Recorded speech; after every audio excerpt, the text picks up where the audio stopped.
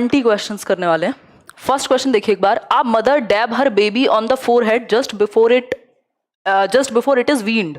मतलब जैसे ही जो बच्चा है उसकी माँ उसको दूध पिलाने से पहले उसके सर पर ऐसे कुछ थपकियां देती हैं, और जैसे ही वो उन्होंने एक चीज ऑब्जर्व की कि जैसे ही वो सर पे पैट करती हैं उस बच्चे को तो वो दूध पीना शुरू कर देता है। ठीक, जो सकिंग एक्टिविटीज हैं वो बेसिकली एक इन्फेंट है जो मदर जिसको फीड कराती हैं, और जैसे ही उसको थपकियां देती हैं तो वो बार बार दूध पीना या सकिंग एक्टिविटीज शुरू कर देगा। ये जो एग्जाम्पल है ये इस बिहेवियर का कौन सी थियोरी में आपको मिल पाएगा, किस प्रकार की लर्निंग थियोरी है ये ट्रायल एंड एरर है, या फिर ऑपरेंट कंडीशनिंग है, क्लासिकल कंडीशनिंग है, या फिर सोशल लर्निंग थियोरी है? क्या कहना चाहेंगे इस बारे में? कौन सी थियोरी से ये बात जुड़ी हुई है कि जैसे ही बच्चे के सर पर जो है टैप किया जाएगा या पैट करेंगे, उसको थोड़ा सा थपकियां देंगे तो वो सकिंग एक्टिविटीज शुरू कर देगा? ये क्लासिकल कंडीशनिंग है, शास्त्रीय अनुबंधन है। क्यों है? क्योंकि पहले स्टिमुलस दिया जाएगा, यानी सर पे जो पैट करना है वो पहले आएगा, जो थपकियां देना है वो स्टिमुलस है, एक उद्दीपक है जिससे रिस्पॉन्स आता है। रिस्पॉन्स क्या है? बेसिकली रिस्पॉन्स है बच्चे का सकिंग एक्टिविटीज। ठीक, तो दो स्टिमुलस को जोड़ दिया गया। एक तो स्टिमुलस है आपका जो नेचुरल है दूध पीना, उसके लिए सकिंग एक्टिविटीज, दूसरा उस पैट को जोड़ दिया गया, तो एसएस हो गया जिसकी वजह से एक रिस्पॉन्स आ रहा है। तो डायरेक्ट एसआर नहीं कहिएगा क्योंकि वो थॉर्नडाइक की थियरी हो जाएगी। यहां दो स्टिमुलस को जोड़ करके एक रिस्पॉन्स लाया गया है। ठीक, तो क्लासिकल कंडीशनिंग है ये। जैसे घंटी बजते ही, लंच की बेल बजते ही बच्चे लंच खोल लेते हैं, ये भी क्या है? क्लासिकल कंडीशनिंग है। ठीक है, बात आगे बढ़ेंगे। सेकेंड क्वेश्चन देखिए एक बार, देखिएगा सेकेंड क्वेश्चन को। सेकेंड क्वेश्चन है the teacher told Rekha that you did not complete the homework. एक टीचर है, रेखा एक बच्ची है, उसको कहा गया कि भाई तुमने ना कंप्लीट नहीं किया अपना होमवर्क, इसलिए so you are denied sports class. अब तुम्हें तुम्हारी फेवरेट स्पोर्ट्स क्लास में नहीं जाने दिया जाएगा। मतलब वांछित एक्टिविटी से रोक दिया बच्चे को, जो एक्टिविटी उसको करनी थी उससे रोक दिया। क्या कहलाएगा ये नेगेटिव रीइंफोर्समेंट का एग्जाम्पल है, यानी नकारात्मक पुनर्बलन का। पनिशमेंट यानी दंड का उदाहरण है। पॉजिटिव रीइंफोर्समेंट यानी सकारात्मक पुनर्बलन का उदाहरण है, या स्पर्शनीय पुरस्कार यानी टैक्टाइल, जिसको टच किया जा सके। किस चीज का एग्जाम्पल है कि अगर आपने, किसी बच्चे ने होमवर्क नहीं किया तो उसको उसकी फेवरेट स्पोर्ट्स क्लास में नहीं जाने दिया जाएगा, या जो वो चाहता है करना वो उससे रोक दिया जाएगा। तो रोकना हमेशा दंड का उदाहरण है एक तरीके से। तो ये क्या है? पनिशमेंट का उदाहरण है। पनिशमेंट दे दी ना। पनिशमेंट और आपका रीइंफोर्समेंट में अंतर यही है कि रीइंफोर्समेंट की वजह से कोई बिहेवियर इंक्रीज होता है, और यहां पर पनिशमेंट में क्या है? आप कोई चीज जो डिजायरेबल चीज है उसको ही हटा देते हैं, या फिर ऐड कर देते हैं ऐसी चीज को जो डिजायरेबल नहीं है, तो वो पनिशमेंट कहलाता है। हमेशा यहां आपका जो बिहेवियर है वो डिक्रीज होगा। ठीक है, कोई काम करने से रोक दिया, और रीइंफोर्समेंट से बिहेवियर इंक्रीज होता है। क्वेश्चन नंबर 3 देखिए एक बार। क्वेश्चन नंबर 3 है आफ्टर बीइंग रिडिक्यूल्ड बाय हर क्लासमेट ड्यूरिंग रीडिंग प्रैक्टिस। यानी किसी क्लासमेट ने, किसी सहपाठी ने मजाक उड़ाया एक बच्ची का रीडिंग प्रैक्टिस के दौरान। हो सकता है उसने कुछ गलत पढ़ लिया हो, कोई गलत वर्ड प्रोनाउंस हो गया हो, कहीं अटक रही हो बोलने में, तो किसी बच्चे ने मजाक उड़ा दिया, अरे तुझे तो पढ़ना भी नहीं आता।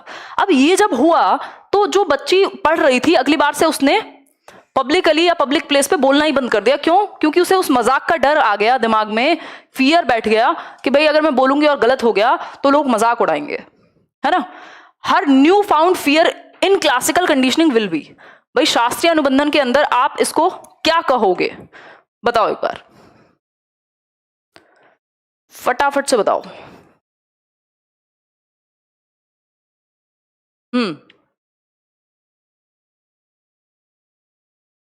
बिल्कुल, ये क्वेश्चन इन्होंने इस तरीके से पूछ लिया, ये हो सकता था रेस्ट्रिक्टेड रिस्पॉन्स हो गया। रेस्ट्रिक्टेड रिस्पॉन्स, प्रतिबंधित प्रतिक्रिया बन गई कि अब वो उस चीज को करेगी ही नहीं। ठीक है, क्लियर है बात? रेस्ट्रिक्टेड कह लीजिए, या इसको हम क्या अवर्सिव कह सकते हैं, जो हमने स्टिमुलस पढ़े थे ना। आगे बढ़ेंगे नेक्स्ट क्वेश्चन पर। Which of the following is an example of positive punishment, यानी निम्नलिखित में से कौन सा एक सकारात्मक दंड का। देखो, एक होती है पॉजिटिव पनिशमेंट, एक होती है नेगेटिव पनिशमेंट, एक होता है पॉजिटिव रीइंफोर्समेंट, दूसरा होता है नेगेटिव रीइंफोर्समेंट। तो इनमें से कौन सा जो है पॉजिटिव रीइंफोर्समेंट का उदाहरण है, बताइए। पॉजिटिव रीइंफोर्समेंट का उदाहरण, सॉरी पॉजिटिव पनिशमेंट का, दंड का, सकारात्मक दंड का उदाहरण कौन सा एक है, बताइए। Ridiculed by friends, wasting time with friends, cease nagging, या फिर ऑल ऑफ द अबव। देखो, पॉजिटिव पनिशमेंट में कुछ ऐड होगा और बिहेवियर डिक्रीज हो जाएगा। नेगेटिव में कुछ ऐसा डिजायरेबल हटा दिया जाएगा, जैसे उस बच्ची के लिए स्पोर्ट्स क्लास में जाना रोक दिया गया था, तो वो चीज जो वो करना चाहती थी उसको हटा दिया, उसको रोक दिया, तो क्या होगा, नेगेटिव हो गई पनिशमेंट। अगर कोई चीज ऐड हुई है और उसकी वजह से बिहेवियर डिक्रीज हुआ है, तो यही पनिशमेंट आपकी पॉजिटिव कहलाएगी। तो दोस्तों द्वारा उपहास उड़ाने में क्या है, कोई चीज ऐड हुई है, उपहास उड़ाया है भाई, लेकिन बिहेवियर डिक्रीज हो गया कि अब वो बोलना नहीं चाहेगी आगे बच्ची या जो भी है, तो ये क्या हुआ, ये पॉजिटिव पनिशमेंट का उदाहरण है। ये वेस्टिंग टाइम विद फ्रेंड्स, ये कोई पनिशमेंट तो कहाँ है इसमें, मीन में एक निकालना, ये भी कोई पनिशमेंट का उदाहरण नहीं हुआ, ठीक है। तो ये क्या हुआ, पॉजिटिव पनिशमेंट का उदाहरण है, अगर पूछे कभी भी। क्वेश्चन नंबर 5 देखिए, which of the following is not a correct match, यानी इनमें से कौन सा एक जो है वो सही मिलान नहीं है। नॉट पूछा है, ध्यान से आंसर करेंगे।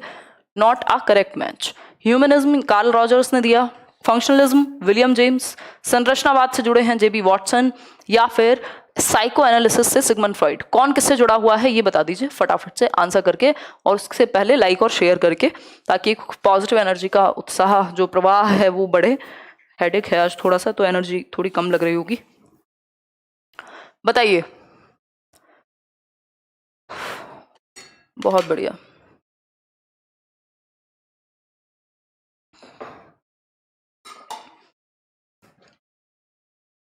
आपको पता है ह्यूमनिज्म के स्पिरिचुअल फादर या इससे मानवतावाद से जुड़े हुए हैं कौन, कार्ल रॉजर्स, बिल्कुल सही बात है।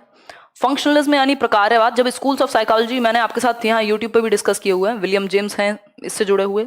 स्ट्रक्चरलिज्म से वुंट जुड़े हुए हैं, वॉटसन तो बिहेवियरिस्ट हैं, यानी व्यवहारवादी हैं ये तो, ठीक है। फिर है साइको एनालिसिस यानी सिगमंड फ्रॉइड, ये भी बात सही है। सिर्फ एक ही चीज गलत है कि स्ट्रक्चरलिज्म यानी संरचनावाद से किसको जोड़ दिया, जेबी वॉटसन को, जबकि संरचनावाद से कौन जुड़ना चाहिए था, विल्हेम मैक्सिमिलियन वुंट जुड़ने चाहिए थे। जेबी वॉटसन तो व्यवहारवाद से संबंधित हैं। क्लियर है इतनी बात सभी को, आगे बढ़ जाएं, नेक्स्ट क्वेश्चन की तरफ चलें, समझे। बहुत अच्छा question. A college going girl has made a habit of throwing a coat on the floor. भाई एक कॉलेज जाने वाली लड़की ने फर्श पर कोट फेंकने की आदत डाल ली है, कि आए कॉलेज से और कोट उतारा और फर्श पे डाल दिया। अब इस आदत को आप कैसे ठीक करेंगे ये पूछा है, इस आदत को आप कैसे ठीक करेंगे ये पूछा है। देखिए, the girl's mother told her to go out of the room